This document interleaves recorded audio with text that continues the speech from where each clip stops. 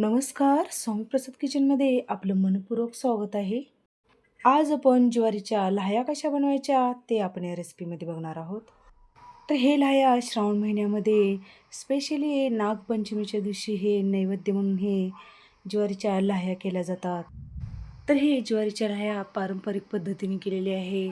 तर आम्ही लहान होतो त्यावेळेस आई आणि आजी हे ज्वारीच्या लाह्या घरीच बनवून तयार करत होते. तर मी त्याच पद्धतीने तुम्हाला घरच्या घरी ज्वारीपासून लाह्या कशा बनवायच्या ते या रेसिपीमध्ये दाखवणार आहे. तर नागपंचमीला आमच्याकडे नैवेद्यासाठी अशा पद्धतीने ज्वारीच्या लाह्या आणि पुरणाचे वाफवून घेतलेले कानवले करतात. तर तुमच्याकडे नैवेद्यासाठी कोणता पदार्थ करतात नक्की कमेंटमध्ये लिहून कळवा. आणि अशाच नवनवीन पारंपरिक रेसिपीज पाहण्यासाठी स्वामी प्रसाद किचन या चॅनलला तुम्ही एक लाईक, शेअर आणि सबस्क्राईब करा आणि बाजूची बेल घंटा नक्की क्लिक करा. चला तर मग वेळ न घालता आपण रेसिपीला सुरुवात करूया.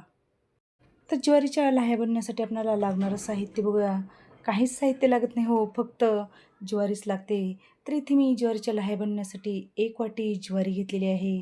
तर तुम्ही ज्वारी कोणतीही क्वालिटीची आणि कुठलीही तुम्ही ज्वारी घेऊ शकता. तर इथे मी जे भाकरीसाठी किंवा भाकरी बनवतो तेच ज्वारी मी इथे हे लाह्या बनवण्यासाठी घेतलेली आहे. तर पूर्वीच्या काळी ज्वारीपासून हे भट्टीमध्येच हे लाह्या करून आणले जात होते. तर इथे आपण एकदम साध्या आणि सोप्या पद्धतीमध्ये आपण हे लाह्या करणार आहोत. तर इथे मी गॅसवरती एक मोठं भांडं ठेवलं आहे आणि त्यामध्ये पाणी घातलेलं आहे. तर आपल्याला ज्वारी उकळेल इतपत असं आपल्याला यामध्ये पाणी घालून घ्यायचं आहे. तर यावरती झाकण ठेवून आपल्याला या पाण्याला एक खळखळून उकळी आणायचं आहे. तर बरेच जण काय करतात ना, हे ज्वारी उकळून न घेता कोमट पाण्यामध्ये एक 3 ते 4 तास हे ज्वारी भिजू घालून ठेवतात आणि नंतर त्याच्या लाह्या बनवून घेतात. पण तशा पद्धतीने करण्यापेक्षा अशा पद्धतीने जर तुम्ही उकळून हे ज्वारी जर घेतला तर याच्या लाह्या एकदम छान होतात आणि पूर्णपणे ज्वारी फुटून याच्या छान लाह्या तयार होतात. तर यावरचं झाकण काढून बघितलेलं आहे, तर मस्त आपली या पाण्याला खळखळून उकळलेली आहे. तर या उकळत्या पाण्यामध्ये आपल्याला ज्वारी घालून घ्यायचं आहे. तर इथे मी ज्वारी धुवून न घेता अशीच हे ज्वारी या पाण्यामध्ये घालून घेतलेली आहे. फक्त या ज्वारीमध्ये थोडेसे गोंडे किंवा फुसकी ज्वारी जर असेल, ते ज्वारी आपल्याला काढून टाकायचं आहे. तर ही ज्वारी आपल्याला या पाण्यामध्ये छान ढवळून घ्यायचं आहे किंवा मिक्स करून घ्यायचं आहे. तर यावरती झाकण न ठेवता आपल्याला एक उकळी आणायचं आहे. तर हे उकळी येण्यासाठी आपल्याला फार जास्त वेळ लागत नाही, कारण आपण पहिलंच हे पाणी उकळून घेतलं होतं. तर बघू शकता 1-2 मिनिटामध्ये छान याला उकळी आलेली आहे. तर उकळी आल्यानंतर जी हलकी-फुलकी ज्वारी असते किंवा गोंडर असते, ते अशा पद्धतीने आपल्याला पळीने काढून घ्यायचं आहे. उकळी आल्यानंतर ते पाण्यावरती तवंगून येते, तर आपल्याला पळीने काढून टाकायचं आहे. उकळी आल्यानंतर आपल्याला चमच्याने किंवा पळीने अशा पद्धतीने आपल्याला याला हलवून घ्यायचं आहे. तर हे ज्वारी आपल्याला 1 ते 2 मिनिटंच आपल्याला उकळून घ्यायचं आहे. जर तुम्ही या ठिकाणी 1 ते 2 मिनिटापेक्षा जास्त जर हे ज्वारी उकळून घेतलात, तर आपली ज्वारीच्या लाह्या छान फुलणार नाहीत किंवा फुटणार नाहीत. तर इथे आपली 1 ते 2 मिनिट हे ज्वारी पाण्यामध्ये छान उकळली गेलेली आहे. तर या स्टेजला आपल्याला गॅस बंद करून घ्यायचा आहे आणि यावरती आपल्याला झाकण ठेवून एक 5 मिनिटासाठी आपल्याला याला असंच ठेवायचं आहे. जास्त वेळ ठेवू नका, कारण ज्वारी मऊ पडते. फक्त 5च मिनिट आपल्याला या ज्वारीला यावरती झाकण ठेवून झाकून ठेवायचं आहे. तर इथे आपण ही ज्वारी एक 5 मिनिटासाठी झाकून ठेवलं होतं. तर यावरचं झाकण काढून आपल्याला या ज्वारीमधलं पाणी काढून घ्यायचं आहे. वरच्या साईडचं थोडं पाणी काढल्याने आपल्या यावरची जी फुसकी ज्वारी किंवा जी हलकी-फुलकी ज्वारी असते, ते या पाण्यामध्ये निघून जाते. तर वरच्या साईडचं पाणी काढून घेतल्यानंतर आपल्याला लगेचच हे ज्वारी गाळून घ्यायचं आहे किंवा यामधलं पूर्णपणे आपल्याला पाणी निथळून काढायचं आहे. तर या ज्वारीमधलं आपल्याला जेवढं होता होईल तेवढं आपल्याला या ज्वारीमधलं पाणी काढून टाकायचं आहे. तर या ज्वारीला आपल्याला एक 10 मिनिटासाठी आपल्याला यामधलं पूर्णपणे पाणी निथळण्यासाठी ठेवायचं आहे.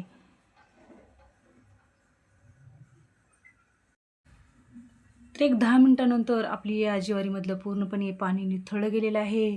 तर लगेच आपण एक कॉटनचा कपडा घ्यायचा आहे आणि आपल्याला हे कॉटनच्या कपड्यावर हे ज्वारी घालून घ्यायचं आहे. तर हे ज्वारी कॉटनच्या कपड्यावर काढून आपल्याला चांगली पुसून घ्यायचं आहे. म्हणजे या ज्वारीमधलं जे राहिलेलं जे ओलसरपणा आहे, ते ओलसरपणा निघून जातो आणि आपली ज्वारी छान कोरडी होते.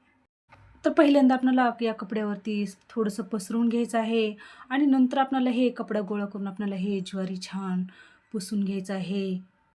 तर ही प्रोसेस तुम्ही रात्री करून ठेवलं तरी पण चालेल. जर तुम्ही या ठिकाणी एकदा जर अशा पद्धतीने हे ज्वारी तयार करून जर ठेवलात, तर मग डब्यामध्ये 1 महिनाभर हे ज्वारी तसंच राहते आणि तुम्हाला जेव्हा केव्हा हे लाह्या बनवण्यासाठी हे ज्वारी घ्यायचं असेल, तेव्हा तुम्ही याच्या मस्त लाह्या बनवून घेऊ शकता. तर अशा पद्धतीची आपल्याला हे ज्वारी तयार करून घ्यायचं आहे. हाताने थोडंसं तोडल्यानंतर वरून मऊ आणि आतून कडक अशा पद्धतीची ज्वारी पाहिजे. तेव्हा हे ज्वारी छान फुलली जाते किंवा लाही फुलली जाते म्हणून अशा पद्धतीचं आपल्याला ज्वारी तयार करून घ्यायचं आहे. तर हे कॉटनच्या कपड्याने ज्वारी पुसून घेतल्यानंतर आपल्याला एका ताटामध्ये काढून घ्यायचं आहे. तर हे ज्वारी आपल्याला ताटामध्ये पसरवून घ्यायचं आहे आणि आपल्याला रात्रभर हे सुकण्यासाठी ठेवायचं आहे. सुकण्यासाठी म्हणजे तसंच आपल्याला फॅनच्या खाली किंवा तसं जरी तुम्ही हे ताट ठेवलात तरी पण चालेल. पण उन्हामध्ये अजिबात हे ज्वारी ठेवायचं नाही. फक्त आपल्याला घरामध्येच हे ज्वारी सुकवून घ्यायचं आहे. जर तुम्ही हे सकाळी जर करत असाल, तर तुम्ही संध्याकाळच्या टायमिंगला हे लाह्या फोडायला घ्या. म्हणजे 8 ते 9 तास आपल्याला हे ज्वारी सुकण्यासाठी ठेवायचं आहे. जर तुम्ही रात्री ही प्रोसेस करत असाल, तर रात्रभर हे ज्वारी आपल्याला सुकण्यासाठी ठेवून द्यायचं आहे. तर दुसऱ्या दिवशी सकाळी बघू शकता, ही ज्वारी आपली छान कोरडी झालेली आहे. तर हाताने बघू शकता थोडंसं पण या ज्वारीला ओलसरपणा नाही. हलकीसे हे वरचं सारण आपलं हे ज्वारीचं मऊ झालेलं आहे. म्हणजे हे ज्वारी आपली छान फुटली जाते. तर अशा पद्धतीची आपल्याला हे ज्वारी तयार करून घ्यायचं आहे. तर लगेच आपण ही ज्वारी फोडून घेऊया का लाह्या तयार करून घेऊया. तर कढई आपल्याला लाह्या बनवण्यासाठी जाडबुडाची घ्यायचं आहे आणि आपल्याला कढई चांगलं गरम करून घ्यायचं आहे आणि नंतर आपल्याला त्यामध्ये एक मूठभर आपल्याला ज्वारी घालून घ्यायचं आहे. तर हे ज्वारीला आपल्याला अशा पद्धतीने एखाद्या कॉटनच्या कपड्याने आपल्याला अशा पद्धतीने गोल-गोल फिरून घ्यायचं आहे. म्हणजे सगळीकडूनच हे आपले जे ज्वारी आहे ते गरम होते आणि लाह्या फुटण्यास मदत होते. कढईमध्ये ज्वारी घातल्यानंतर आपल्याला गॅस मोठाच करायचा आहे सुरुवातीला आणि अशा पद्धतीने आपल्याला ज्वारी सतत आपल्याला एखाद्या कॉटनच्या रुमालने अशा पद्धतीने गोल-गोल फिरून घ्यायचं आहे. तर या ज्वारीचा चटचट आवाज यायला लागला, की आपल्याला यावरती एक झाकण ठेवायचं आहे. तर बघू शकता आपली हे ज्वारी छान चटचट उडायला लागलेली आहे किंवा याचा आवाज यायला लागला आहे. तर या स्टेजला आपल्याला यावरती झाकण ठेवायचं आहे आणि आपल्याला मंद गॅस करायचा आहे आणि आपल्याला हे छान ज्वारी फुलवून घ्यायचं आहे. तर बघू शकता 1 मिनिटभराने यामधले थोडीशी ज्वारी छान फुटायला लागलेली आहे. तर झाकण काढून आपल्याला आणखीन थोडी या ज्वारीला हलवून घ्यायचं आहे आणि नंतर परत आपल्याला यावरती झाकण ठेवायचं आहे. म्हणजे एकसारखी आपली हे ज्वारी छान फुटली जाते. तर इथे अर्धी ज्वारी फुटली गेलेली आहे. तर आणखीन थोडं या ज्वारीला हलवून घ्यायचं आहे आणि यावरती झाकण ठेवायचं आहे आणि आपल्याला आणखीन थोडंसं कढी हलवत अशा पद्धतीने आपल्याला हे ज्वारी छान फोडून घ्यायचं आहे. तर बघू शकता आपली इथे मस्त हे ज्वारी छान फुलली गेलेली आहे आणि तयार झालेली आहे. तर हे भाजून घेतलेलं आहे आपल्याला एखाद्या भांड्यामध्ये काढून घ्यायचं आहे. तर अशाच पद्धतीने आपण उरलेल्या सगळ्याच ज्वारीच्या आपल्याला लाह्या बनवून घ्यायचं आहे. तर गॅसवरती आपल्याला हे कढई पुन्हा एकदा गरम करून घ्यायचं आहे आणि नंतर आपल्याला त्यामध्ये एक मूठभर ज्वारी टाकायचं आहे. तर सुरुवातीला गॅस मोठाच करायचा आहे आणि कढई गरम केल्यानंतरच आपल्याला यामध्ये ज्वारी घालून घ्यायचं आहे. तर ज्वारी टाकत असताना खूप जास्त ज्वारी टाकू नका. एक मूठभरच आपल्याला यामध्ये ज्वारी टाकायचं आहे. कारण ते लाह्या उडायला किंवा लाह्या फुटायला जागा मिळणार नाही म्हणून आपल्याला ज्वारी मूठभरच टाकून घ्यायचं आहे. तर ज्वारी टाकल्यानंतर आपल्याला अशा पद्धतीने रोमांनी फिरवून घ्यायचं आहे. म्हणजे एकसारखं हे ज्वारी छान गरम होते आणि छान लाह्या फुटतात. तर इथे लाह्या फुटायला सुरुवात झाली आहे. तर आणखीन आपल्याला यावरती झाकण ठेवायचं आहे. आणि लाह्या आपल्याला फोडून घ्यायचं आहे. तर बघू शकता चटचट आवाज यायला लागलेला आहे आणि आपल्या छान हे ज्वारीच्या लाह्या फुटायला लागल्या आहेत. तर अशा पद्धतीने आपल्याला कढईने हलवून घ्यायचं आहे आणि आपल्याला हे लाह्या छान फोडून घ्यायचं आहे. तर झाकण काढून बघूयात, तर बघू शकता आपली ह्या छान लाह्या फुटायला लागल्या आहेत. तर आणखीन आपल्याला झाऱ्याने अशा पद्धतीने आपल्याला हलवून घ्यायचं आहे आणि त्यावरती झाकण ठेवून आपल्याला हे मस्त हे लाह्या फोडून घ्यायचं आहे. तर बघू शकता अशा पद्धतीने आपण सगळ्याच ज्वारीच्या आपल्याला लाह्या फोडून घ्यायच्या आहेत. तर आपली ही दुसरी बॅच पण आपली छान ही लाह्याची फुटली गेलेली आहे. तर आपण ही डिशमध्ये काढून घेऊया. तर इथे आपण सगळ्याच ज्वारीचे हे लाह्या छान फोडून घेतलेले आहेत. तर आपण प्रत्येक बॅचला ज्यावेळेस हे ज्वारी फोडून घेतो, त्यामध्ये थोडीशी बुडाला ज्वारी राहते. त्याला आपण गडगड म्हणतो. तर लाह्या फोडून घेत असताना तुमची जर यामध्ये खूप जास्त जर ज्वारी जर उरलेली असेल, तर ते मिक्सरला काढून तुम्ही थालीपीठला ते ज्वारी वापरून घेऊ शकता.